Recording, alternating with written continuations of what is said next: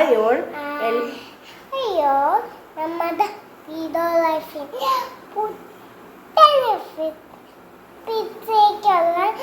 സ്വാഗതം. അപ്പോൾ സ്വാഗതം ഇനിയിപ്പോൾ ഞാൻ പറയേണ്ട ആവശ്യമില്ല. സാൻവി ഓൾറെഡി സ്വാഗതം പറഞ്ഞു. റീഡോ ലൈഫിൻ്റെ പുതിയ വ്ളോഗിലേക്ക് എല്ലാവർക്കും സ്വാഗതം. ഞങ്ങൾ ഭയങ്കര സന്തോഷത്തിലാണ് ഇപ്പോൾ ഈ വ്ളോഗ് ചെയ്യുന്നത്. കാരണം ഞങ്ങൾ ഞങ്ങളുടെ സ്വന്തം വീട്ടിലേക്ക് മാറി. അതായത് ഞാൻ പറഞ്ഞിട്ടുണ്ടായിരുന്നില്ലേ ഞങ്ങൾക്കൊരു ഫ്ലാറ്റ് ഉണ്ടെന്ന്. അപ്പോൾ ആ ഫ്ലാറ്റിലോട്ട് ഞങ്ങൾ മാറി. ഞങ്ങൾ 2 ദിവസം മുമ്പ് വാടക വീട് ഒഴിഞ്ഞു വന്നിട്ട് നമ്മുടെ ഫ്ലാറ്റിലോട്ട് മാറി.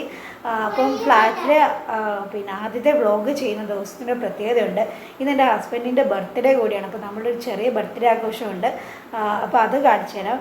പിന്നെ ഫ്ലാറ്റിൻ്റെ ഒരു ടൂറ് കാണിച്ചു തരാം. ഫ്ലാറ്റിൻ്റെ അകമൊക്കെ നിങ്ങളെ കാണിച്ചു തരാം. ബർത്ത്ഡേ പാടുന്നത് എങ്ങനെയാണ്?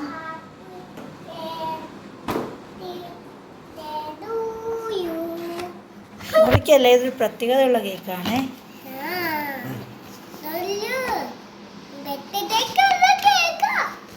ബർത്ത്ഡേക്കുള്ള കേക്കാണോ? സൈഡ് പതുക്കെ വലിക്കണം കേട്ടോ.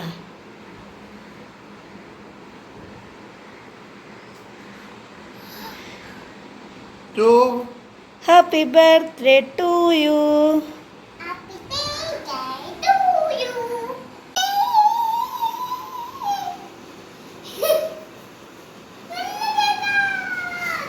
Happy birthday to you.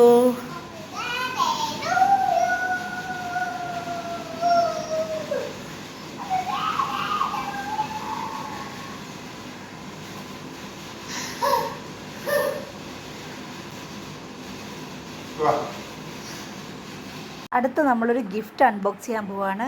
അതിൻ്റെ മൊത്തം ഒന്നും കാണിക്കുന്നില്ല. അതേ അച്ഛനും മോളും കൂടെ അതെല്ലാം വരച്ച്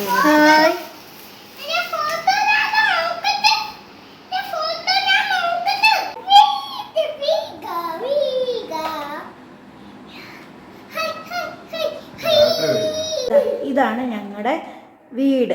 രചന എന്നാണ് വീട്ടുപേര്. രചന ആരാന്നും ചോദിക്കുന്നത്. രചന എന്ന് വെച്ച് കഴിഞ്ഞാൽ എൻ്റെ ജോലിയുടെ വെച്ചിട്ട് ഇട്ടൊരു പേരാണ്. എഴുത്തായിരുന്നല്ലോ ജോലി, അപ്പോൾ അത് വെച്ചിട്ടിട്ട പേരാണ് രചന എന്ന്. ഞങ്ങളിത് ഇവിടെ ഒരു മണിയൊക്കെ കെട്ടിത്തൊക്കിയിട്ടിട്ടുണ്ട്. ഇതാണ് ഞങ്ങളുടെ ഡ്രോയിങ് റൂം. ഇതാണ് നമ്മുടെ വീട്. ഇവിടെ ഒരു ചെറിയ പൂജയുടെ സെറ്റുണ്ട്. പിന്നെ ഇതെല്ലാം നമ്മൾ ആമസോണിൽ വാങ്ങിച്ച സാധനങ്ങളാട്ടോ.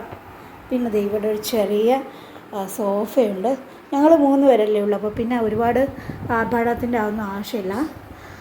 ഇതെല്ലാം നമ്മൾ ചെയ്യിച്ചതാണേ. എല്ലാം ബ്ലാക്ക് ആൻഡ് വൈറ്റ് തീമിൽ തന്നെ ഉള്ളത്. ഫുൾ ചെയ്യിച്ചതാണിത്. ഇതൊന്നും ഉണ്ടായിരുന്നില്ല, എല്ലാം നമ്മൾ ചെയ്യിച്ചതാണ്. പിന്നെ ഇവിടെ ഞങ്ങളുടെ ഫോട്ടോ. ഇതാണ് ഞങ്ങളുടെ കുഞ്ഞ് ഡൈനിങ് ടേബിൾ. ഇതാണ് ഡൈനിങ് ടേബിൾ. ഇത് നമ്മൾ അത്യാവശ്യം സാധനങ്ങളൊക്കെ വെക്കാവുന്നൊരു തട്ട്. ഈ ടേബിൾ നമുക്ക് ഫോൾഡിങ് ആണ്. ഇത് നമുക്ക് താഴോട്ടാക്കി വയ്ക്കാം. ഇവിടെ ഒരു ചെയറൊക്കെ ഇട്ട് നമുക്ക് ഇരിക്കാൻ പറ്റും. പിന്നെ ഇങ്ങോട്ട് മാറിക്കഴിഞ്ഞാൽ നമ്മുടെ വാഷ് ബേസിനും കാര്യങ്ങളുമൊക്കെ. ഇത് നമ്മുടെ ബെഡ്റൂം. ഇതാണ് ഞങ്ങളുടെ ബെഡ്റൂം. ബെഡ്റൂമിൽ ഒരു പടമൊക്കെ വെച്ചിട്ടുണ്ട്. എനിക്ക് ഭയങ്കര ഇഷ്ടപ്പെട്ട രാധാകൃഷ്ണ ഇമേജാണ്. എനിക്ക് ഭയങ്കര ഇഷ്ടപ്പെട്ടിട്ട് ചെയ്തതാണ്. ഇവിടെ നിന്നും നല്ല വ്യൂ ആണേ. ഇവിടെ പക്ഷേ ഒരു കുളം ഉണ്ടായിരുന്നു നേരത്തെ, പക്ഷേ ഇപ്പോൾ ആ കുളമൊക്കെ നെഗറ്റീവുകൊണ്ട് കുളം കാണാൻ പറ്റത്തില്ല. എന്തായാലും കുഴപ്പമില്ല, തെങ്ങിൻ തൊപ്പൊക്കെ ഉള്ളതുകൊണ്ട് നല്ല കാറ്റൊക്കെ ഇവിടെ. ഇവിടെ ഒരു ചെറിയ കിളിയുടെ ഇതുണ്ട്. ഇത് പിന്നെ നമ്മുടെ ബാത്റൂമായത്. ഇവിടെ ചെറിയൊരു ടേബിൾ പോലൊക്കെ സെറ്റ് ചെയ്തിട്ടുണ്ട്. കുഞ്ഞു ടേബിൾ. ഇവിടെ ഒരു ജനലുണ്ട്. ഈ ജനലിൽ കൂടെ നോക്കിയാലും നല്ല വ്യൂ. അതെ, ഈ മൈതാനത്തിലെ പിള്ളേർ വൈകുന്നേരമൊക്കെ ആകുമ്പോഴത്തേക്കും ഫുട്ബോളൊക്കെ കളിക്കും.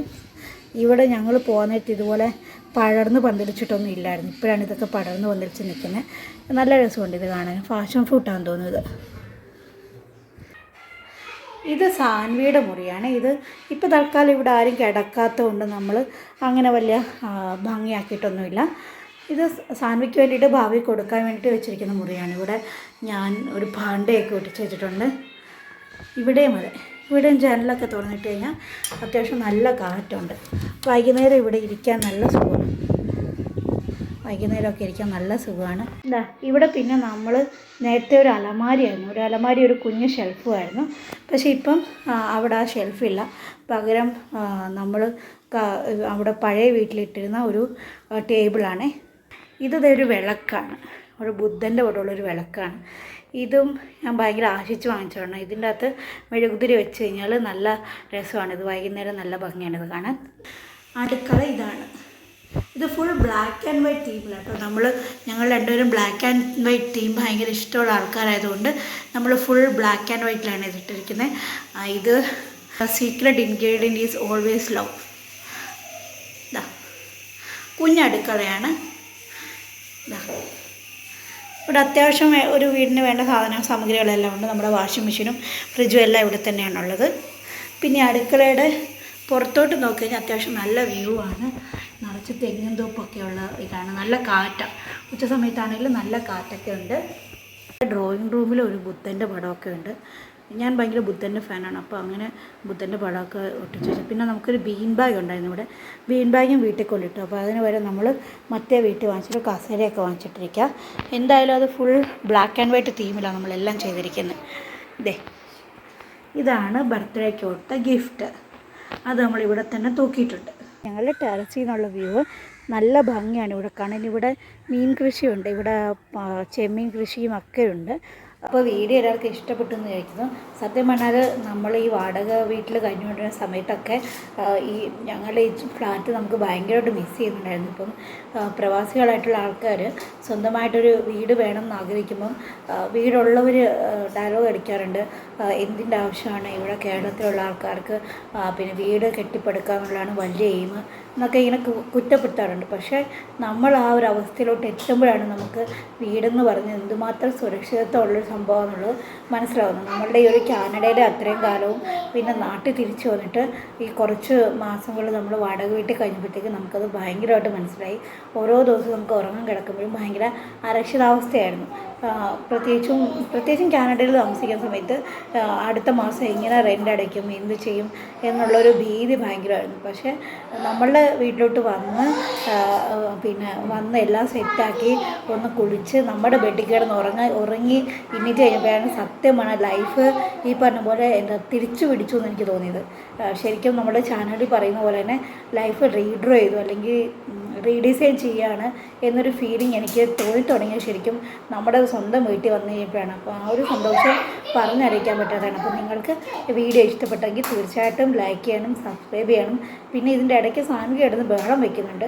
എൻ്റെ മൈക്കൊക്കെ ഞാനത് ബാഗിൽ വെച്ചിരിക്കുക, അപ്പോൾ എനിക്ക് അതെടുക്കാൻ പറ്റിയില്ല. അപ്പം സാൻവിയുടെ ബഹളമൊക്കെ ഉണ്ട്. അപ്പോൾ അത് ഇഷ്ടപ്പെടുകയാണെങ്കിൽ തീർച്ചയായിട്ടും കമൻറ്റ് ചെയ്യണം കേട്ടോ. അപ്പോൾ അടുത്ത വീഡിയോയിൽ കാണുന്നതിന് വരെ ബൈ ബൈ.